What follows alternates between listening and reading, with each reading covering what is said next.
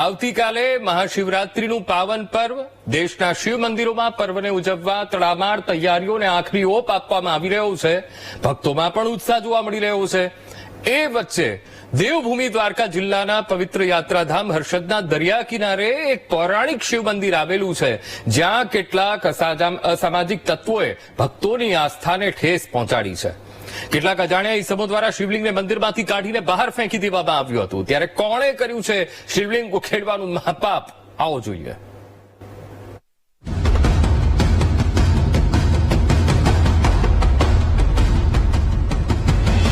કોણે મંદિરમાં શિવલિંગ કર્યું હતું?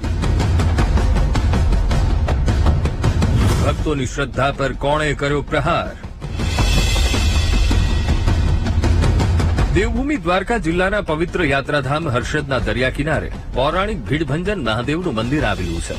મંદિર માટે અતૂટ આસ્થા ધરાવતા ભક્તોની આસ્થાને ઠેસ પહોંચી છે. આવતીકાલે જ્યારે મહાશિવરાત્રીના પર્વની ઘડીઓ ગણાઈ રહી છે, શિવ ભક્તોમાં ઉત્સાહ સમાતો નથી. તેવામાં ભીડભંજન મહાદેવના મંદિરમાંથી કોઈ અસામાજિક તત્વોએ મંદિરના ગર્ભગૃહમાં રહેલા શિવલિંગને થાળા સાથે ઉખેડીને બહાર દરિયા કિનારે નાખી દેવાની ઘટના પ્રકાશમાં આવી છે. જ્યારે મંદિરના પૂજારી નિત્ય પૂજા માટે મંદિરે પહોંચ્યા ત્યારે મંદિરના ગર્ભગૃહના દ્રશ્યો જોઈને હચમચી ગયા હતા. મંદિરના પગથિયા ચડતા મહાદેવના મંદિરની સામે જોયું તો દરવાજા તો ખુલ્લા હતા. મંદિરની અંદર ગર્ભગૃહની અંદર મહાદેવ શિવલિંગ અને શિવલિંગનું જે ચંદ્રાકાર જે થાળું કે એ બે માંથી એક ન જોતા હું તો ત્યાં એકદમ સ્ટડી થઈ ગયો હતો, સ્ટેચ્યુ બની ગયો હતો. એ પાછલા પગે ઉપર નીચે મંદિર નીચે હતું, આગળ વધ્યો પણ એક સ્ટેપ પણ નહીં. સાંભળ્યું ને? પૂજારી જેવા મંદિરના પગથિયા ચડ્યા કે તેમણે મંદિરનો દરવાજો ખુલ્લો જોયો અને મંદિરના ગર્ભગૃહમાં જ્યાં નજર પડી ત્યાં તો તેમના પગ નીચેથી જમીન સરકી ગઈ. કેમ કે દરરોજ જે આરાધ્યની તેઓ સેવા પૂજા કરતા હતા તેવું આસ્થા સ્વરૂપ શિવલિંગ મંદિરમાંથી ગાયબ હતું. તરત જ પૂજારી ગુણવંતપુરીએ મંદિરના ફોટા અને વિડીયો લઈને મંદિરના મહંતને જાણ કરી. ત્યારબાદ દેવભૂમિ દ્વારકાના એસપી, ડીવાયએસપી, એલસીબી, એસઓજી સહિતનો પોલીસનો કાફલો ઘટના સ્થળે પહોંચીને સઘન તપાસ કરી રહી છે. आज सुबह के टाइम हर्षद में दरिया के किनारे एक भीड़भंजन महादेव का मंदिर है. उसमें सुबह के टाइम जो है यहाँ के जो स्थानिक पुजारी है उन्होंने पुलिस को ऐसी इन्फॉर्मेशन दी थी कि जो भी यहाँ शिवलिंग है, भगवान शिव का जो शिवलिंग है, उसको किसी ने पूरी खुदाई करके वहां से अभी गायब कर दिया था.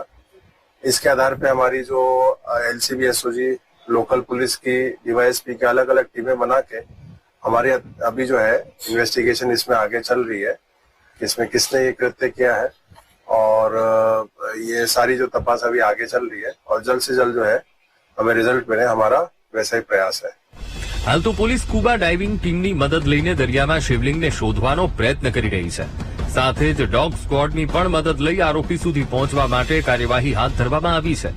પ્રારંભિક તપાસમાં હાલ તો શિવલિંગનું થાળું દરિયા કિનારેથી મળી આવ્યું છે, પણ કોણે આ કૃત્ય કર્યું છે તે દિશામાં પોલીસે તપાસ હાથ ધરી છે.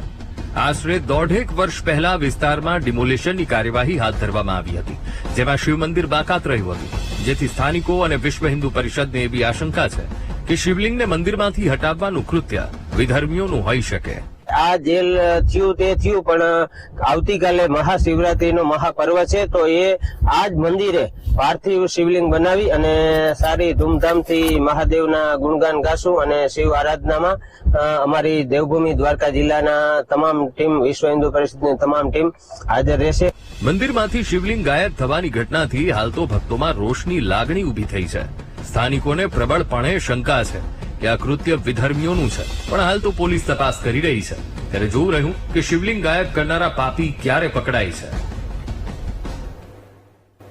હવે જ્યારે આવતીકાલે મહાશિવરાત્રીનું પાવન પર્વ અને શિવભક્તોમાં ઉત્સાહ ચરમસીમાએ પહોંચ્યો છે, કેમ કે આ એક દિવસ એવો છે કે આખું વર્ષ શિવભક્તિ કરો પણ મહાશિવરાત્રીએ કરેલી શિવભક્તિ અખૂટ પુણ્યની પ્રાપ્તિ કરાવે છે.